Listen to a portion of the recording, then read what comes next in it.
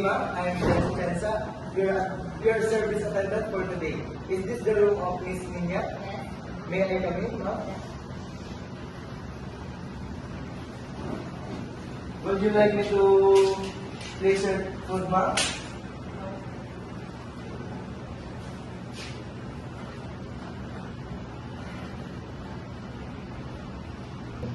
Would you like me to open the curtain, ma'am?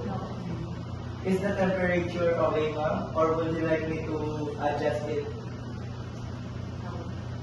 Would you like me to turn on the TV for you, ma'am? Alright, ma'am. Allow me to present your food to you. This is your order. American breakfast scrambled egg, white toast with butter.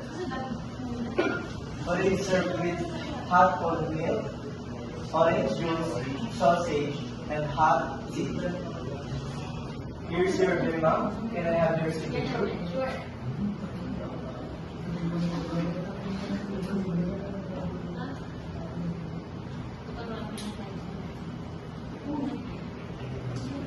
Thank you, ma'am. I will come back after 45 minutes to pick up the tray, or you may leave it outside your door. When you are done, thank you and have a great day.